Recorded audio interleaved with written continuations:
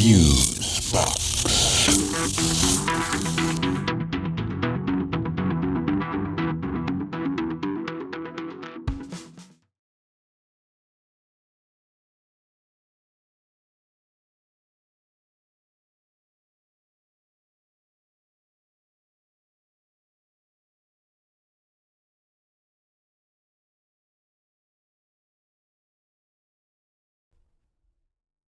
All right, this is great. All right, I hope you're all sitting down out there.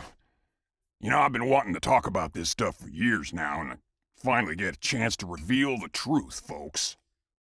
All right, so for me, it goes back to about 1983, when I was working as a board op at a tiny station in the South. And I had to commute in every morning to do the shift. And that's when I started to notice something funny going on in the skies. Well, you know, first it wasn't in the skies. It was a sound. A loud booming sound like, engines coming on. But then, just as suddenly they'd turn off, like you were testing them or something, you know? This went on for months. Then one day, I'm driving in, and I see this plane in the sky.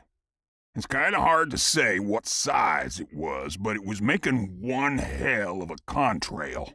I mean, big, puffy streams coming out of the jets. And it was a little weird, because there was other traffic in the skies too.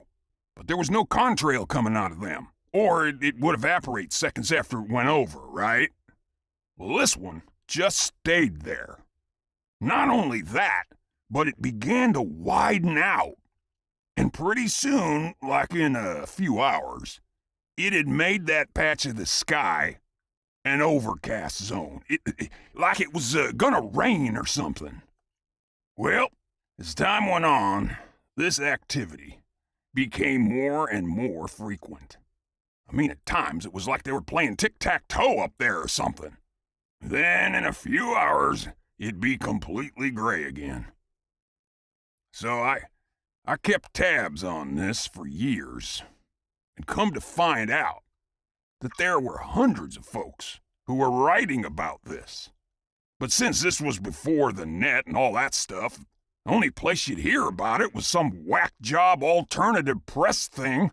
You know, story mixed in with other stories of Elvis living in some guy's freezer and the amazing Bat Boy mutant.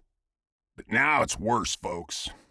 I've seen reports where the Air Force themselves have admitted to doing this spray job and cloak it in some hogwash about trying to preserve the ozone layer or some such shit, but they're not fooling me at all. I know that whatever this stuff is, and I do have some theories there too, and I'll share those in a moment, it's causing folks to develop respiratory conditions and crazy allergic reactions at a frankly larger than normal rate, and that's been documented too.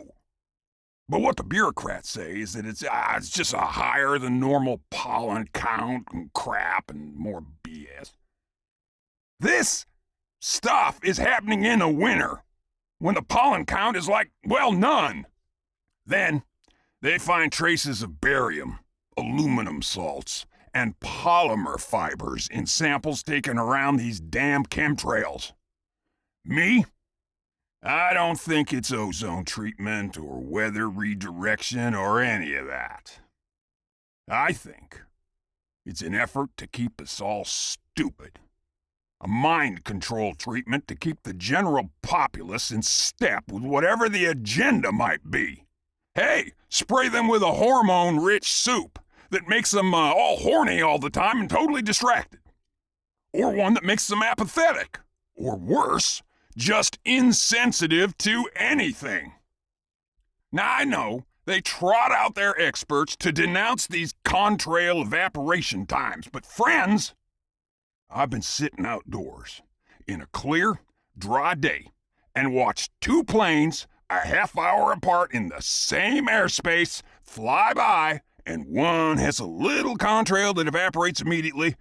The next one, same altitude, same airspace, has a plume that spreads out to eventually become an overcast sky. Not cirrus clouds, you morons! A blanket of gray, baby! This shit is nasty! And I also don't appreciate you changing the climate for some mantis alien to come down here to live either!